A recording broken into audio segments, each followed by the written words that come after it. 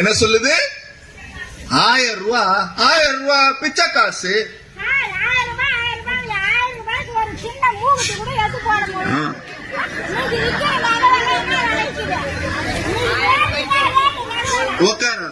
பாரு, ஆத்தாவுக்கு என்ன ஆசைன்னா 10 பவுன்ல 1000 ரூபாய்க்கு நகை கொடுத்தா தான் 1000 ரூபாய் மதிப்பேன்.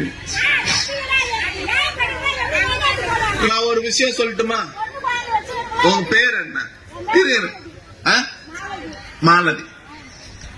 மாலதி அம்மாவுக்கு 1000 ரூபாய் வருதா? ஒரு நிமிஷம், வருதா? மாசத்துக்கு 1000 ரூபாய். வருஷத்துக்கு எவ்வளவு? வருஷத்துக்கு எவ்வளவு? வருஷத்துக்கு எவ்வளவு? 12,000. நீங்க என்ன வேலைக்கு போறீங்க?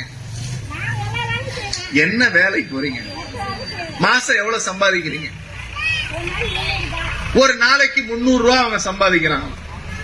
ஒரு நாளைக்கு 300 ரூபாய். 30 நாளைக்கு எவ்வளவு? 9,000 ரூபாய். 9,000 ரூபாய் நீங்க சம்பாதிக்கிறீங்க இல்லையா? ஆமா தானே? ஏன்னா 1000 ரூபாயில ஸ்லாப் இருக்கு, இவ்வளவுதான் வருமானம் இருக்கணும்னு. நீங்க தான் சொல்றீங்க 9,000 ரூபாய் சம்பாதிக்கிறேன். நாளைக்கு நிப்பாட்டினா என்னைய கேட்க கூடாது. இப்ப அவங்க சொல்றாங்க நான் 9,000 ரூபாய், இவங்களே 9,000 ரூபாய் சம்பாதிக்கிறாங்கன்னா அப்ப அவங்க வீட்டுக்காரர் எவ்வளவு சம்பாதிப்பாரு? சரி, வேற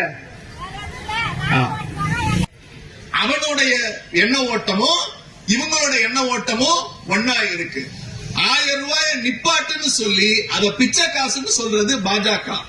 இவங்க என்ன சொல்றாங்க? 1000 ரூபாய் வச்சு நான் என்ன பண்ணிட முடியும்னு கேக்குறாங்க. மாசம் 9,000 சம்பாதிக்கிறீங்க. இங்க எவ்வளவு பேர் 9,000 ரூபாய் சம்பாதிக்கிறோம்? சத்தமா அந்த 1000 ரூபாய் உங்களுக்கு பயனுள்ளதா இருக்கா?